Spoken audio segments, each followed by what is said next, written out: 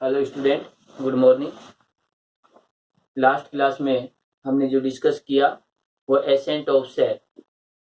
तो ascent of सेप जो है इसके डेफिनेशन और इस पर एक एक्सपेरिमेंट किया था, जिससे कि हमें ये इन्फॉर्म मिली कि जो एसेंट ऑफ सेप की जो प्रोसेस होती है वो जाइलम के थ्रू होती है।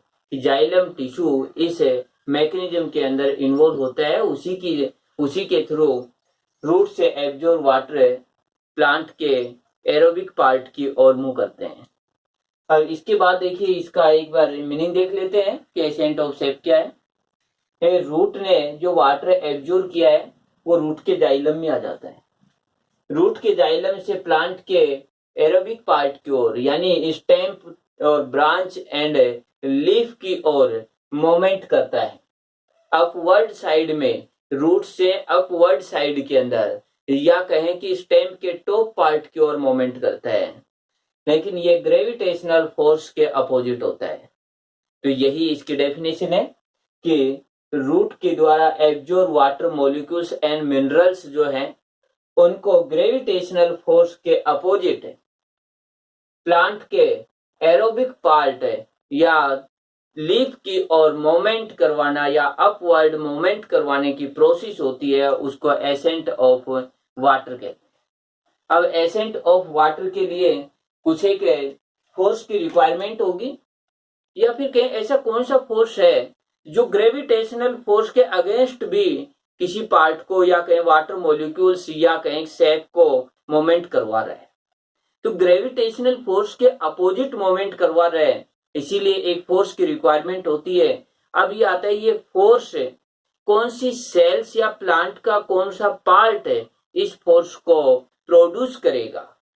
तो यहां पर देखिए कि जो फोर्स जो प्रोड्यूस करेगा इसके लिए अलग अलग थ्योरी दी गई, और इनमें से जो थ्योरी दी गई है इनमें से हमारे जो ये कहें कि जो ये थ्री थ्योरी है, vital force theory, root pressure theory और फिजिकल फोर्स थ्योरी, इन तीन थ्योरियों के मीडियम से हम ये एक्सप्लेन करेंगे कि एसेंट ऑफ सेप की मैकेनिज्म किस प्रकार से होती है। तो हमारा जो टॉपिक हो गया मैकेनिज्म ऑफ एसेंट ऑफ सेप। इनमें से जो फर्स्ट थ्योरी जो है वाइटल फोर्स थ्योरी, ये पार्ट। अब देखिए, ये वाइटल फोर्स जो थ्योरी है, यदि हम इसकी बात करें तो ये फोर्स थ्योरी की जो बात करें तो इसमें एक कंडीशन दी कि इसके अंदर लिविंग सेल, यानी जो फोर्स प्रोवाइड होगा वो living cell and gravitational force के अगेंस्ट जो वाटर मॉलिक्यूल्स एंड मिनरल का जो मिक्सचर है या सेल शेप जो होता है उसका मोमेंट अपवर्ड साइड में जो फोर्स करता है वह फोर्स लिविंग सेल प्रोवाइड करती हैं। यानी प्लांट में जो लिविंग सेल है उन लिविंग सेल्स के द्वारा एनर्जी प्रोवाइड की जाती है, या कहीं एक प्रेशर प्रोवाइड किया जाता है, उस प्रेशर से ये एसेंट ऑफ सेप की मैकेनिज्म होती है। तो इसके अकॉर्डिंग लिविंग सेल इस क्रिया के अंदर इन्वॉल्व होंगी। अब यहाँ पर देखें, लिविंग जो सेल्स होती हैं इन्हीं के बेस पर अब ये जो है वाइटल थ्योरी, इसके लिए भी देखिए तीन अलग अलग जो साइंटिस्ट हैं, तो थ्री साइंटिस्ट थे जिन्होंने इसके बारे में अलग अलग थ्योरी दी थी। इनमें से ये बताया गया कहाँ की लिविंग सेल, यानी लिविंग सेल प्लांट के किस पार्ट की होंगी जो ये फोर्स प्रोवाइड करेंगी। तो इसके अंदर फर्स्ट आया रिले पंप थ्योरी। और रिले पंप थ्योरी यानी हम बात करें कि जैसे ये जो पार्ट है ए वाइटल फोर्स थ्योरी, और इसके अंदर फर्स्ट थ्योरी आती है रिले पंप थ्योरी। कि वाइटल फोर्स थ्योरी जो है इसमें थ्री थ्योरी है, और इन थ्री थ्योरीज में से फर्स्ट थ्योरी है रिले पंप थ्योरी, और ये जो है गोडलेवेस्की ने प्रपोज की। तो रिले पंप थ्योरी गोडलेवेस्की ने प्रपोज की है। अब ये जो है यहां पर कि इसने ये कहा कि जो प्लांट रहता है, यानी जो प्लांट है उस प्लांट के अंदर एक तो जाइलम, यानी इस थ्योरी के अकॉर्डिंग हम क्या कहें, जाइलम पेरेनकाइमा,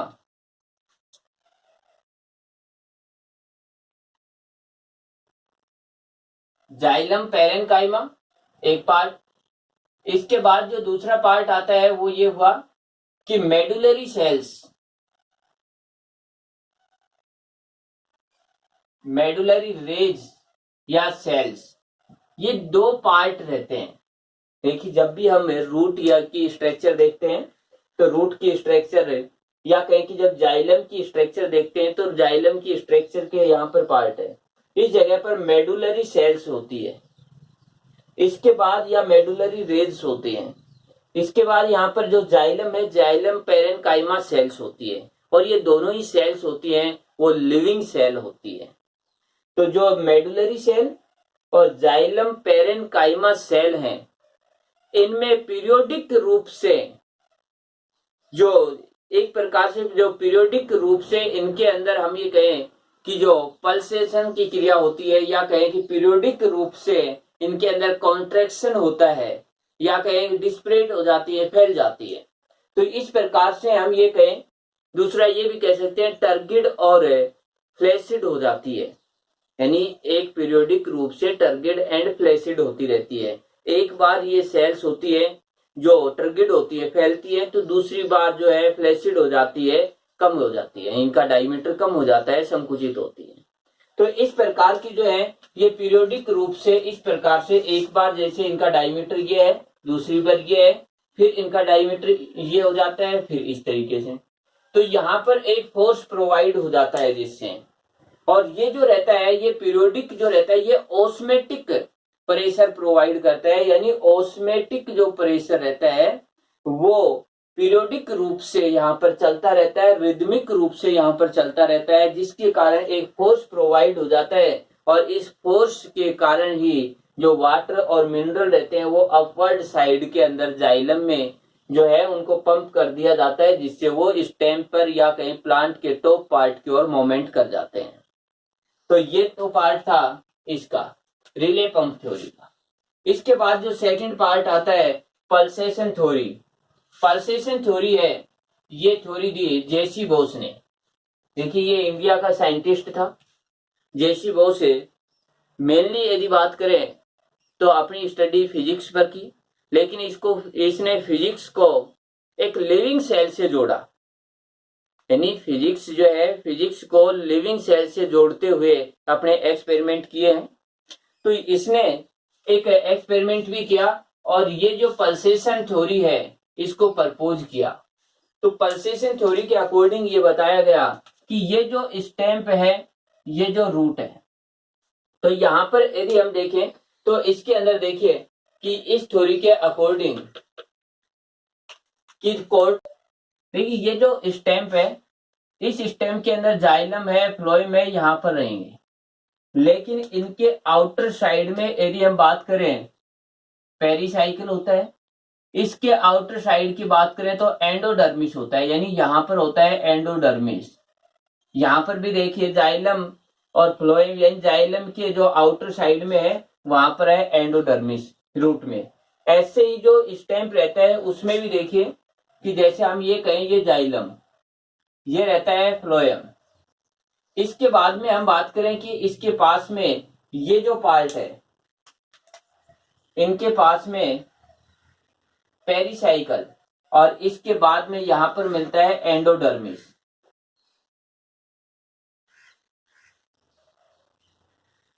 एंडोडर्मिस तो जैसी बोस के अकॉर्डिंग ये रहा कि जो स्टेम्प है, स्टेम्प के जो कॉर्टेक्स पार्ट है उसकी इनर जो लास्ट इनर लेयर यानी एंडोडर्मिस लेयर, लास्ट कॉर्टेक्स की लास्ट इनर लेयर या कहें कि उसको एंडोडर्मिस लेयर, एंडोडर्मिस लेयर में रिदमिक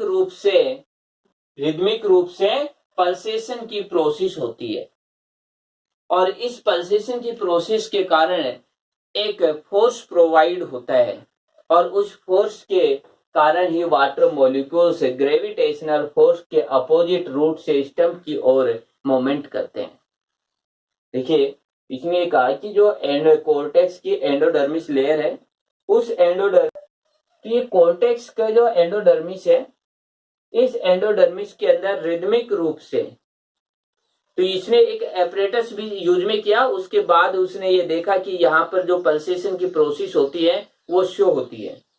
तो यहाँ पर ये कहा कि पल्सेशन की प्रोसेस होती है कंटिन्यूस रूप से, जो रिदमिक रूप से चलती है, जिसके कारण फोर्स प्रोवाइड होता है, जिससे कि वाटर मॉलिक्यूल्स जो रहते हैं अपवर्ड साइड के अंदर मूवमेंट कर जाते हैं। इसके बाद इसका एक ऑब्जेक्टिव क्वेश्चन आता है कि जेसी बोस ने किस प्लांट पर एक्सपेरिमेंट किया? तो इंडियन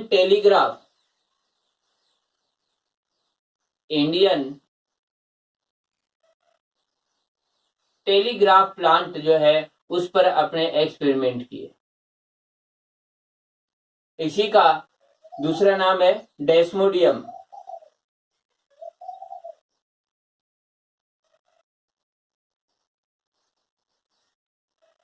गाइरेंस। डेस्मोडियम गाइरेंस या इंडियन टेलीग्राफ प्लांट पर अपना एक्सपेरिमेंट किया था जेसी बोस ने। तो ये जो पार्ट है, इसके बाद आता है स्ट्रासबर्गर, यानी इसी के अंदर वाइटल फोर्स थ्योरी के अंदर जो थर्ड साइंटिस्ट है वो स्ट्रासबर्गर है। स्ट्रासबर्गर ने ये कहा कि जो यहाँ पर फोर्स प्रोवाइड होता है वो लिविंग सेल से नहीं होता है। देखिए स्ट्रासबर्गर क्या कहते हैं कि लिविंग सेल से फोर्स प्रोवाइड नहीं होता है, बट लिविंग सेल का यहाँ प्रेजेंट होना कंपल्सरी होता है। या कहें कि लिविंग सेल्स होती है वो डायरेक्ट रूप से एसेंट ऑफ सेप की मैकेनिज्म में इन्वॉल्व नहीं होती है, बट लिविंग सेल एक फेवरेबल कंडीशन प्रोवाइड करती है इस मैकेनिज्म के लिए। तो यहाँ पर इसने एक डायरेक्ट यूज में नहीं आएंगी लिविंग सेल, डायरेक्ट रूप से कोई फंक्शन नहीं करती है, बल्कि फेवरेबल कंडीशन ही प्रोवाइड करती है।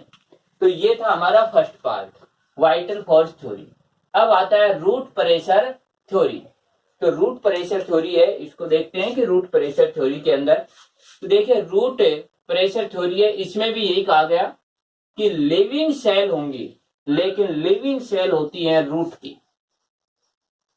इसके अकॉर्डिंग इन जो सेकंड जो पार्ट है, यदि हम बात करें रूट प्रेशर थ्योरी, इसके अकॉर्डिंग भी लिविंग सेल ही होती है, लेकिन वो सेल होती है रूट की। तो रूट की जो लिविंग सेल होती है, उन लिविंग सेल्स के अंदर ऑस्मेटिक प्रेशर डेवलप होता है। यानी यहां पर रूट में क्या होगा?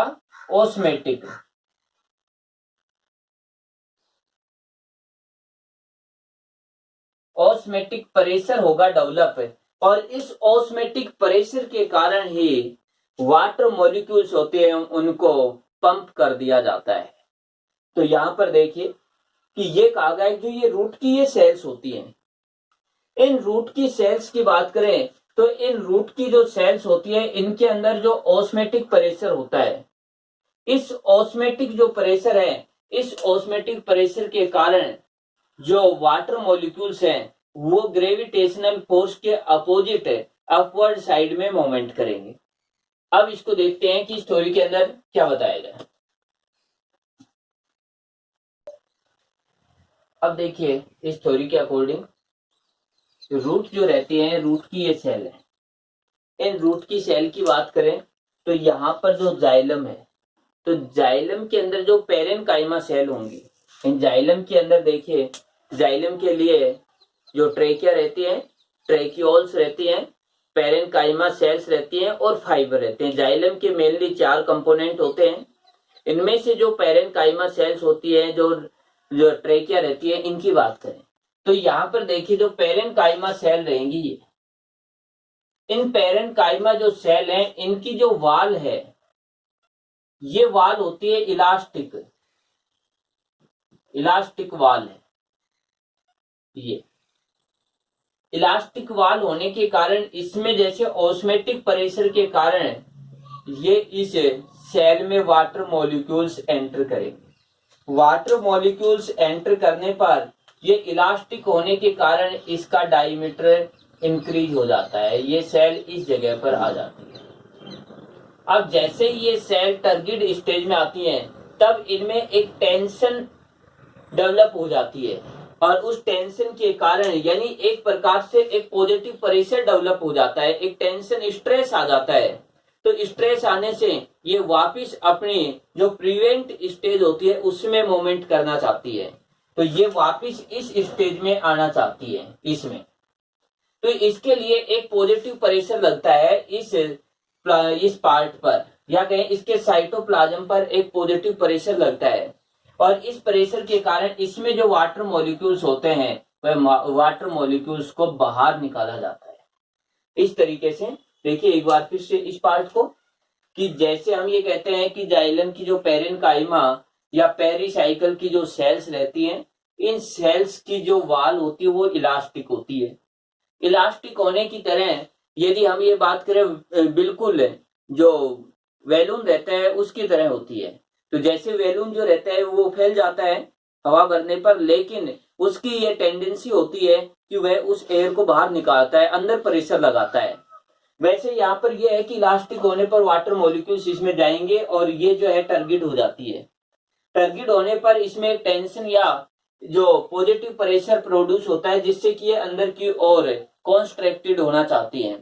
तो जैसे ये अंदर की ओर कॉन्स्ट्रैक्टेड होंगी तो इसके कारण ये जो है जो पहले की स्थिति है उसी में आएंगी।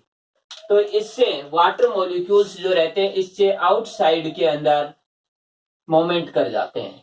तो आउटसाइड में जैसे मूवमेंट करेंगे तो यहाँ पर जो वाटर मॉलिक्यूल्स हैं ये एक प्रेशर के थ्रू यहाँ पर जाइलम ट्रेकिया में एंटर कर जाते हैं, इस जगह पर जो जाइलम वेसिकल्स में।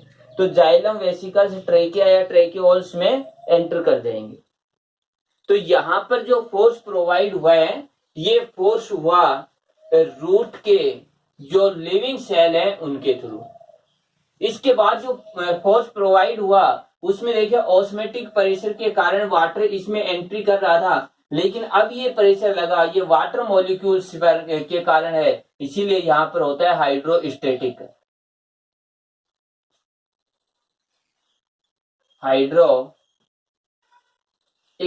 प्रेशर लगता है। तो ये हाइड्रोस्टेटिक प्रेशर लगता है। इस प्रेशर के कारण यहां से जो लगातार हाइड्रोस्टेटिक प्रेशर लगेगा, जिससे कि वाटर मॉलिक्यूल्स रूट के जाइलम से स्टेम के जाइलम या लीफ के जाइलम की ओर मूवमेंट कर जाते हैं अपवर्ड साइड में। तो इस तरीके से ये जो है, अब यहाँ पर एक एक्सपेरिमेंट भी किया गया कि ये जो एक्सपेरिमेंट है इसके अकॉर्डिंग देखिए किस तरीके से इसका एक्सपेरिमेंट हुआ। देखिए रूट प्रेशर को जो मेजर करने के लिए मेजरमेंट करने के लिए यहाँ पर एक एक्सपेरिमेंट किया गया। इसके अंदर ये किया गया एक पोट है, इस पोट के अंदर एक प्लांट है।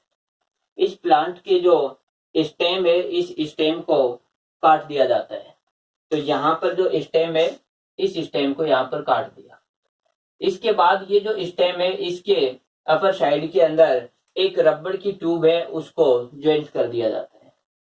इसके बाद ये जो है इस पर मोनोमीटर रहता है उसको जोड़ दिया जाता है। मोनोमीटर पर एक स्केल लिखा हुआ रहता है। अब यहाँ पर देखिए ये जो प्लांट है ये इस प्लांट की रूट जो रहती है ये वाटर को एब्जॉर्ब करेंगी। तो जैसे ही वाटर को एब्जॉर्ब करेंगी ये रूट के अंदर एंटर करेगा इस तरीके से। इसके बाद ये जो है यहाँ पर रूट है, देखिए इसके स्टेम का पार्ट या और कोई भी पार्ट नहीं है, केवल स्टेम का छोटा सा पार्ट है, केवल रूट है यहाँ पर।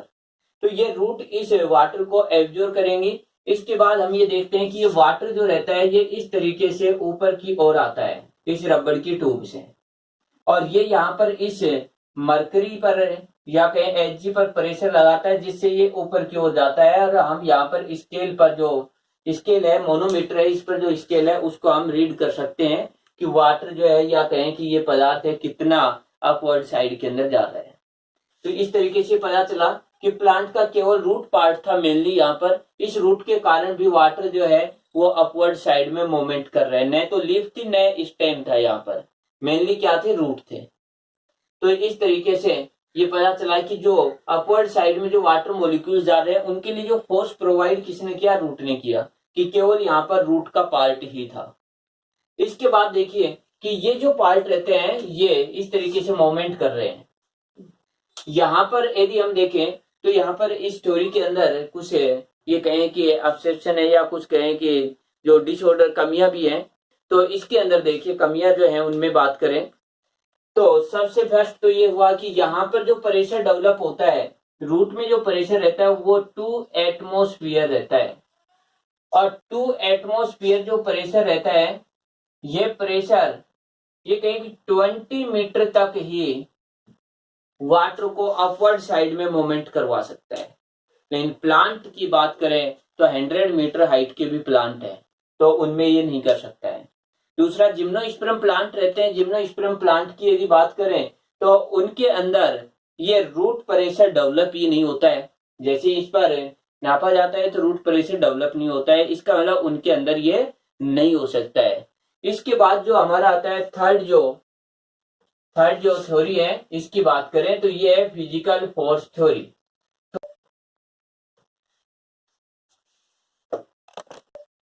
ये फिजिकल फोर्स थ्योरी थर्ड जो है सबसे इंपॉर्टेंट, और ये कहें कि इसी थ्योरी को सही माना गया है कि सबसे जो बेटर तरीके से जो एसेंट ऑफ शेप की मैकेनिज्म है उसको सबसे बेटर तरीके से ये थ्योरी एक्सप्लेन कर पाए।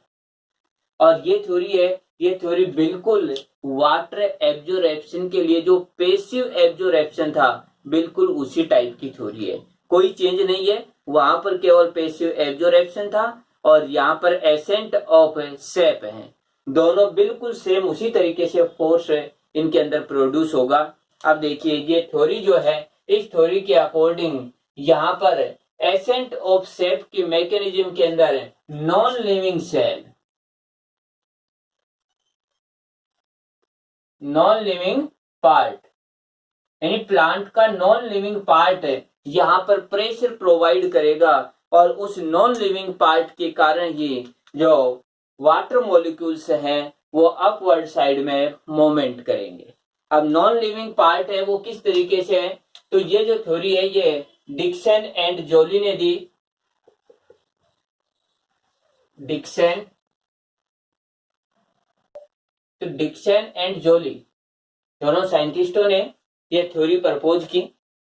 अब इस थ्योरी के अकॉर्डिंग देखिए यहाँ पर जो है मेन रूप से यदि बात करें तो ये रहता है कि वाटर में कोहेसिव जो फोर्स रहता है उस फोर्स के कारण ये मेन रूप से होती है। इसीलिए इसको ये कहें कि ट्रांसपिरेशन पुल और कोहेसिव फोर्स के बेस पर ही एक्सप्लेन किया गया। और इस थ्योरी का जो नाम लिखा गया वो लिखा गया, ये थ्योरी का नाम है transpiration pull and cohesive theory, यानी इन दोनों पार्टों के बेस पर ये थ्योरी प्रपोज की है, इसीलिए इसका नाम भी यही रख दिया गया कि transpiration pull and cohesive theory. अब ये थ्योरी है, इस थ्योरी के अकॉर्डिंग देखिए इसके कुछ पॉइंट बनाए गए, इन पॉइंट के अकॉर्डिंग देखिए क्या होता है। यहाँ पर ये कहा गया बिल्कुल उसी प्रकार से जो पहले आया है कि पैसिव एब्जॉर्प्शन, कि ये जो इन्वायरमेंट रहता है तो जैसे स्टोमेटा ओपन होंगे तो वाटर मॉलिक्यूल्स जो रहते हैं, वाटर वेपर जो रहती है वो यहाँ पर इन्वायरमेंट में आएगी। यहाँ पर इन्वायरमेंट में वाटर वेपर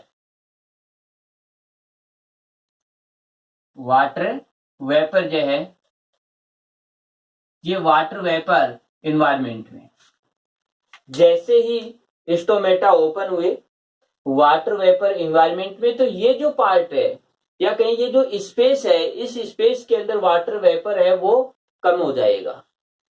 इसके बाद यदि बात करें कि इसके साइड में जो सेल्स होती हैं या मीजोफिल सेल्स, यानी ये जो टिश्यू रहता है ये रहता है